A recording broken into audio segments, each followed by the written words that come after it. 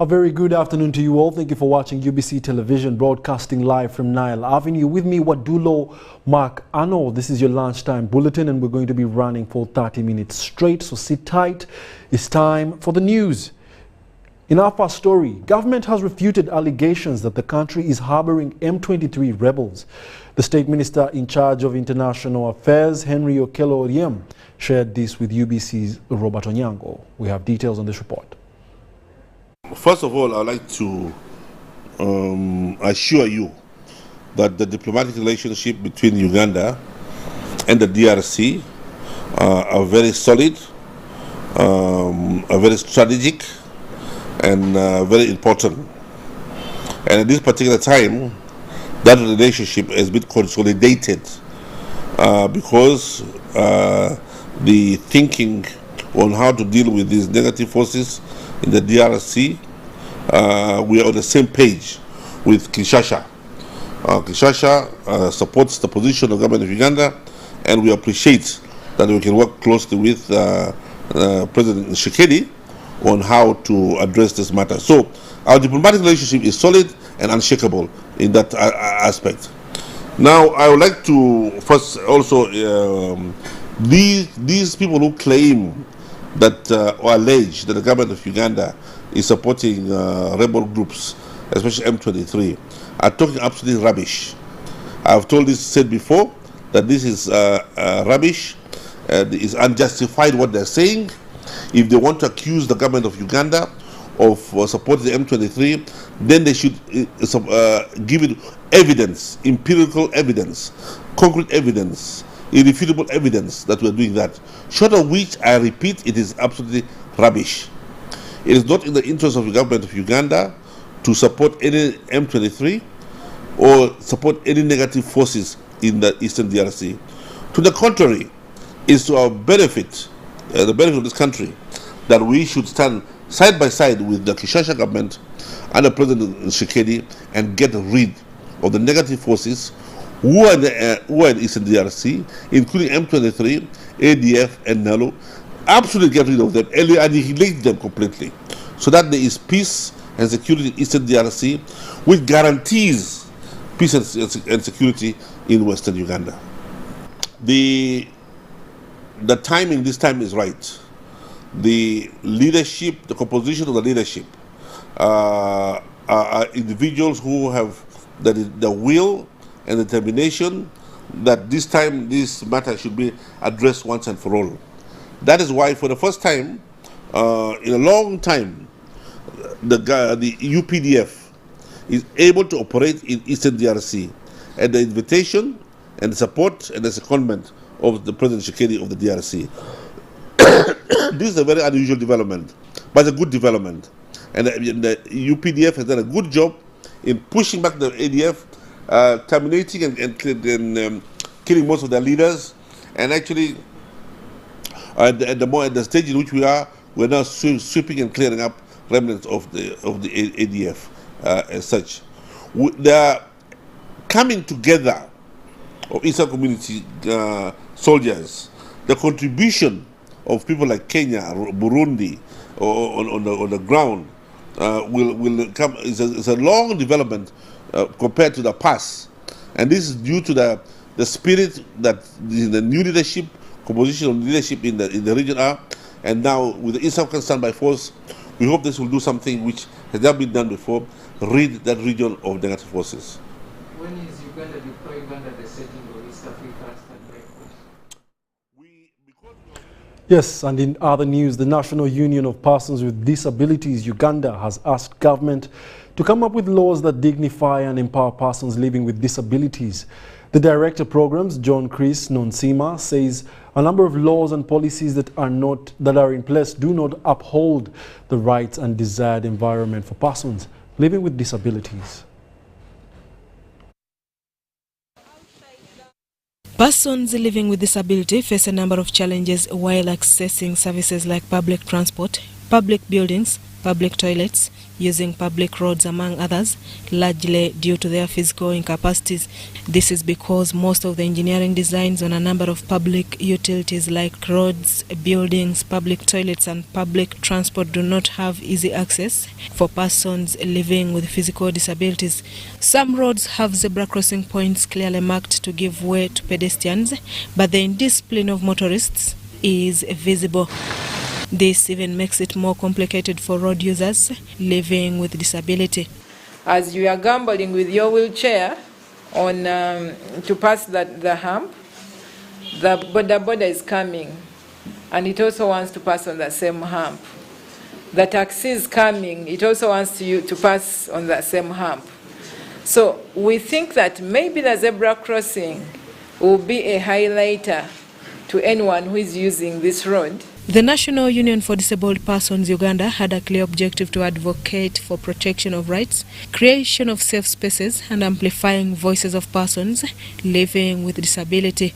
John Chris Nonsima is the Director of Programs for the National Union of Disabled Persons. We want to ensure that the society we are in gives space for persons with disabilities to have dignity and prosperity.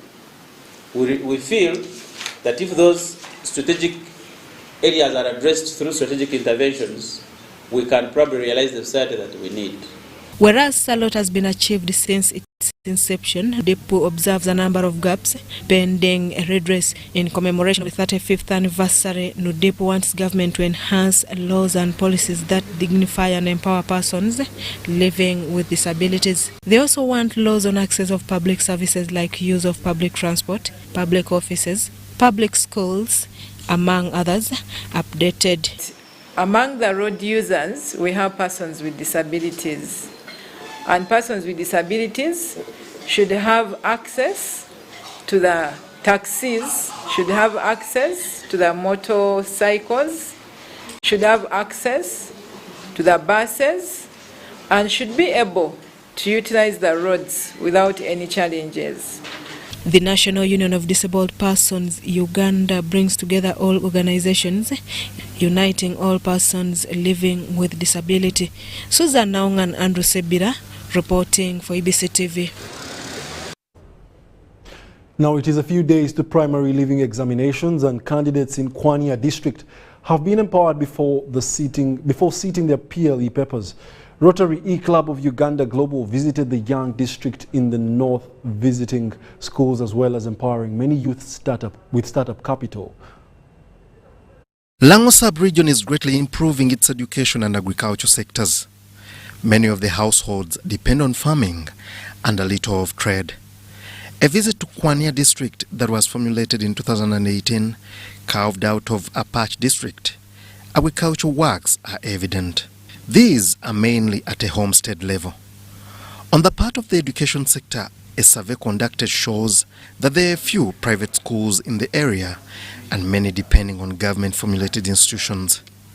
But the question that comes through, what happens to children after their ordinary and advanced levels of education?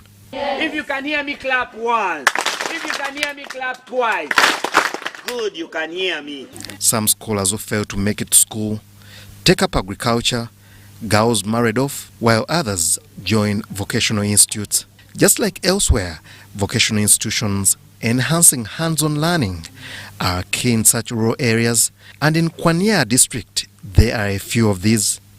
Now Rotary E-Club of Uganda Global are here to change the lives of youth in Kwania district. Partnering with St. Joseph Catholic Parish, in Aduk village, young girls were not only skilled in technical aspects, but equally given startup capital, enhancing livelihood. We are here in Kwania district to help the girl child and the ladies in the community of reproductive health to reduce on the stigma concerning the periods, the monthly periods. And here we have given out things that will help them to reduce that stigma. We've given out the sewing machines that are going to be used in the training for making the pads. Under Rotary Vijana Poa and EcoPad as a partner, distribution of pads not only to the young mothers who went through training, but also school-going children. we came with sewing machines for the youths who have already been trained, and that will help them in their economic empowerment. When you look at what the Rotary Club is doing, or what it has so far done to keep our girls at school, it is indeed a very supportive action towards making them be equipped with what will make them relevant mothers in future. And then at the same time, like it is said, educating a lady is like educating the whole nation. For the candidates who are ready for exams early next week, Rotary E-Club of Uganda Global, together with Rotaract Club of Clark International University and the Rotaract E-Club of Uganda Global, became part of their journeys, wishing them success in their papers. Not only did we teach them, we also taught them how to make money, enterprise development and mindset change. They needed to change their mind so that they see the world in a different light, that whatever they are doing can actually be a big business that will boost themselves and their community. And through that, we believe we are making the world a better place, as Rotary believes everyone has a hand in making the world a better place. Rotary E-Club of Uganda Global unites hundreds across the world, not only to interact but equally have a hand in changing lives of the vulnerable across the globe, and indeed youths in Kwania district are among the beneficiaries. A 19-year-old girl from Lira district who has been bedridden for over 2 years is seeking 24 million Ugandan shillings to do a complete hip replacement. Mercy Akite lost mobility during the first lockdown when the joints in her body got stiff. Mercy was assisted by a group of well-wishers to replace one side of the hip, but currently lacks money to carry out a second surgery on her left hip. Experts say that she only has 6 weeks for a better result. These are the details. Stiff and bedridden, Mercy Akita, a 19-year-old from Uyam district, has seen her life rotate around the hospital bed for over 2 years. Emaciated and helpless, Mercy could not stand nor sit. She says besides sickle cell, she began noticing some strange condition shortly after the first lockdown that saw her hospitalized. Mercy's hip joints were both eaten by the sickle cell. Experts at Kumi Orthopedics recommended a total hip replacement to see her walk again. My leg cannot be folded, cannot be bended. I used just to lie with my back and my stomach. Mercy's mother, Veronica Kelo, says she has sold all her family valuables to save her daughter.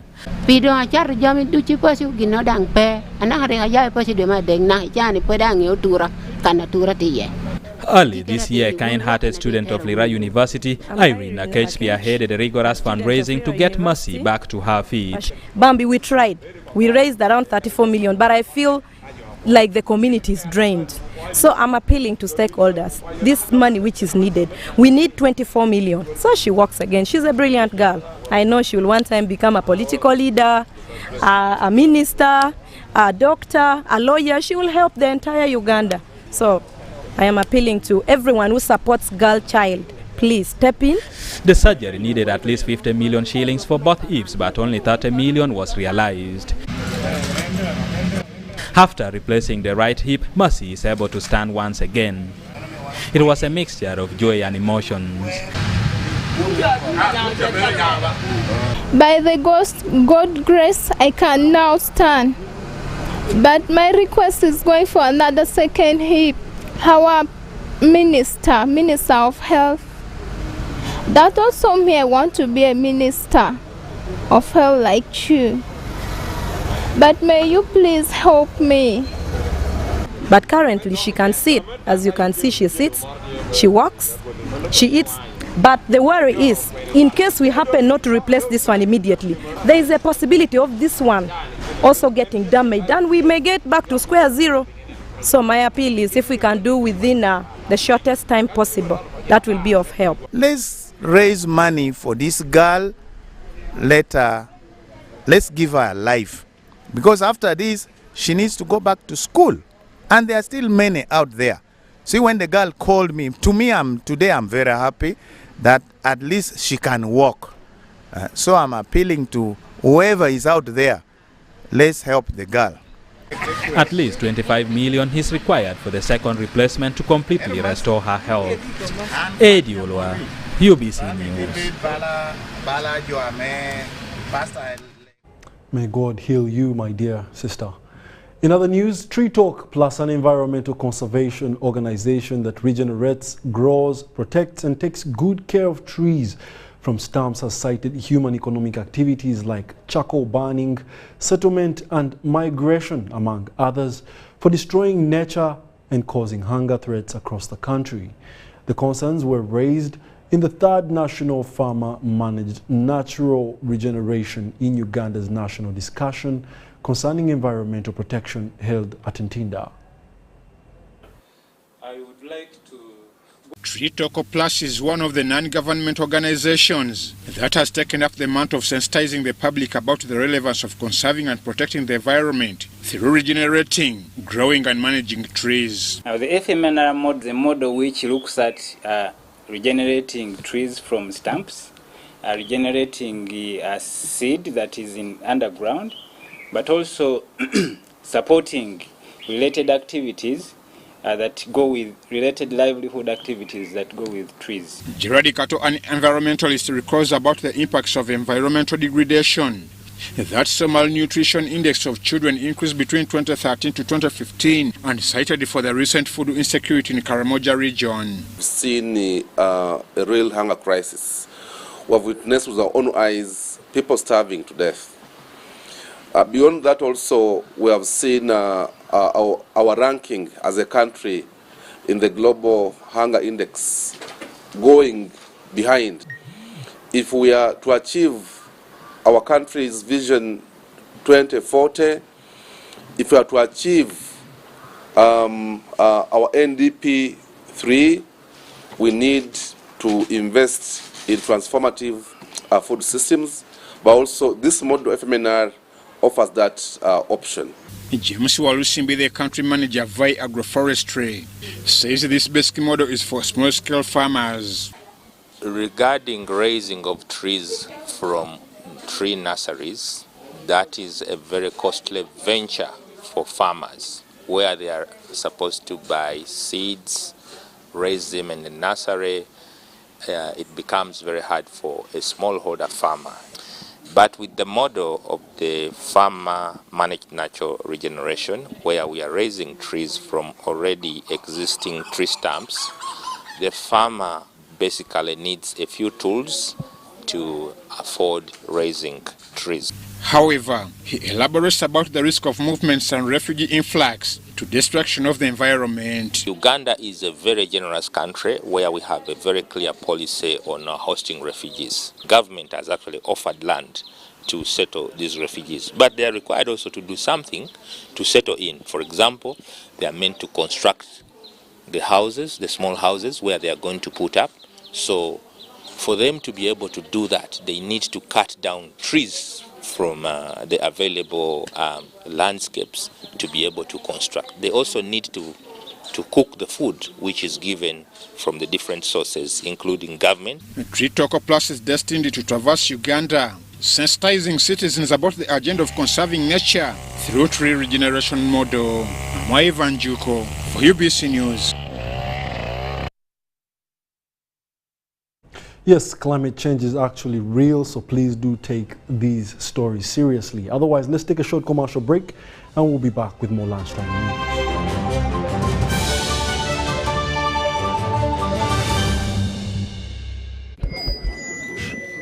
news. So, I'm here to announce that the MTN Kampala Marathon is back. And this year, we are running for babies. To be clear, I am not talking about a baby.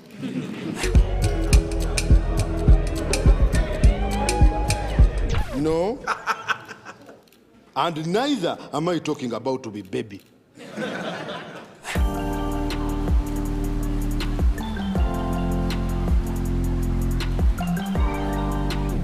I am talking about these small dollars. Run for babies in the MTN Kampala Marathon on Sunday, 20th November 2022. Dial *165 *77 hash or use the Momo app to register.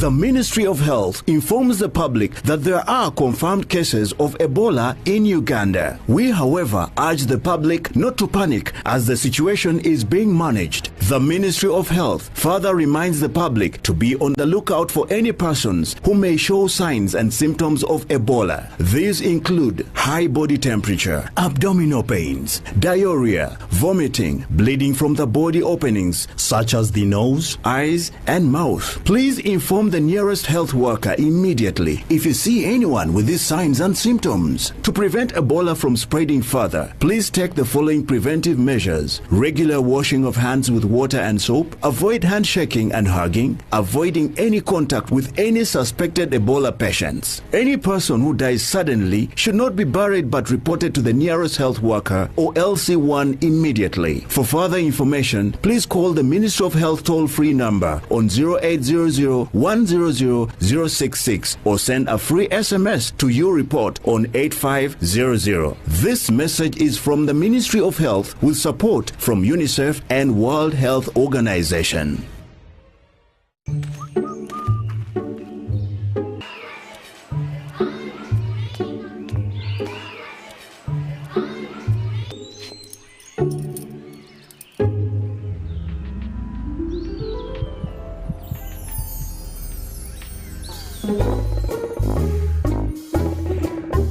Leaders who care create a good learning environment. Because a good school equals a better life. Raising voices. It's Freaky Friday from Airtel. Buy or gift. Buy or give. Get freaky too! Dial *149*10 hash to load a Freaky Friday bundle for you to enjoy the best offers on voice and data. To buy a bundle for friends and family, dial *149*10*5 hash. Freaky Friday with Airtel. Buy or gift a bundle today. Dial *149*10 hash to get started. Airtel, the smartphone network. Welcome to Friends Stadium. Everybody's ready. Wait a second, not everybody. Come on, dude, it's the FIFA World Cup. You're going to lose your seat, the ritual seat, the lucky one. Losing more than a seat, your team is going to lose. Where are you, dude? The match is about to start. Your friends won't hold out much longer. Excuse me. Finally, everything is in the right place. Hey, other hand. And you, do you have everything you need to believe? Ladies and gentlemen, Livingston brings you Bera the Genesis concert on 26th November 2022 at Kololo Airstrip. Come we celebrate gospel music as we take you through the Genesis, featuring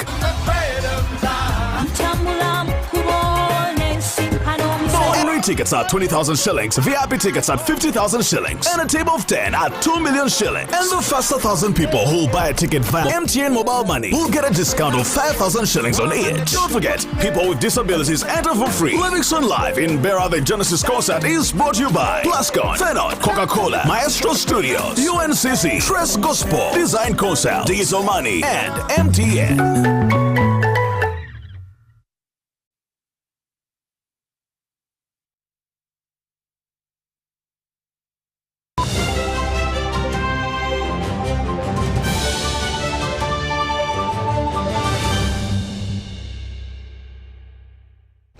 Welcome back. You're still watching the UBC Lunchtime News. Government is seeking for a $638 million loan to enhance renewable energy development as a way to conserve the environment and fight against climate change. While attending the Renewable Energy Conference and Expo 2022, the Minister of State for Energy, Okasai Siedronia Sopolot, says that the money will improve access to clean energy as Parliament is still discussing the matter. Financing renewable energy development is one way of protecting the environment and addressing effects of climate change. It is against this backdrop that government wants over $600 million loan to support renewable energy innovations. That's part of that money is going to enable the private sector to move into facilitating the common person to access especially solar panels, solar cooking materials. And it's also going to be encouraging our people to get into technologies, even if you are using biogas. At this year's Renewable Energy Expo, several innovators exhibit energy solutions, although the question of affordability is still unanswered. Instead of getting the energy from the hydro power plant, this is got from the solar mini grid. You can use firewood, you can use pellets, you can use charcoal. Although we are trying to move away from charcoal to try and encourage the briquettes. Yes. 3 million is still very high for an ordinary Ugandan in the grassroots. Despite the various challenges affecting the energy sector, government commits to enhance renewable energy development that will ease access by locals. That we are going to develop all these sources, and we want to encourage the development partners, the civil society, that the private sector, that we all work together and develop these different sources of energy so that we save the destruction on our environment. Uganda has advanced in the production of electricity with over 1,000 megawatts, though there is still less consumption, something that leaves the cost of electricity high. We household users who contribute very little and consume little will actually we shall manage to reduce the tariffs.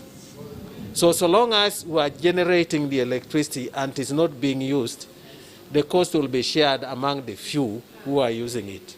That's how it is calculated. The use of renewable energy like solar is a lasting solution to the fight against climate change. However, adoption remains a challenge to most Ugandans. Maria Nomcha, UBC News. Ugandans have been called upon to protect the environment as one way of preventing microbial-resistance. This call was made by the Permanent Secretary, Ministry of Tourism, Wildlife and Antiquities, Doreen Tusime, during the commemoration of the World One Health Day at the head office of the Prime Minister. Environmental abuse and the ecosystem have triggered climate change and soil erosion, which in return have led to numerous zoonotic diseases. As the world celebrates the International One Health Day, Ugandans have been advised to revise their practices on the environment. The country is and has faced a number of health threats, such as zoonotic diseases outbreaks and emergence of antimicrobial resistance, whose detection, prevention, and response requires a multi-sectoral approach to strengthen the biosafety and biosecurity of the humans, animals, and environment.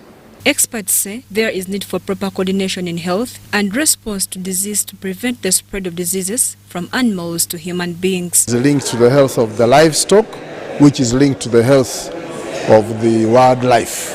And so if you're going to deal with health, even if it is for humans alone, you need to look at those four aspects: the environment in which you are, the humans themselves, the livestock, and the wildlife. And so the Ministry of Health, the Ministry of Water, Water and Environment, the Ministry of Agriculture, Animal Industry and Fisheries, working together with the Ministry of Tourism, Wildlife and Antiquities, where Uganda Wildlife Authority is, work together to ensure that our responses to health and disease is coordinated.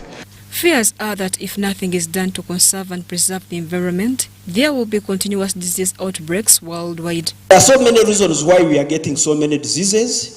I just have a summary of them, but the biggest part of it is land use and ecosystem changes. And you remember our theme is our planet and our health. But because we have caused a lot of destruction and changes within the land use and ecosystem, we have created opportunities for emerging and remerging of new diseases. The International One Health Day was celebrated under the theme, One Health is everyone's responsibility. Mary Namkose, UBC News. Thank you very much, Mary. And with that, it brings us to our end. This bulletin ends right now. My name is Wadulo Mark Arnold. Thank you for being a lovely audience, and have yourselves a lovely day.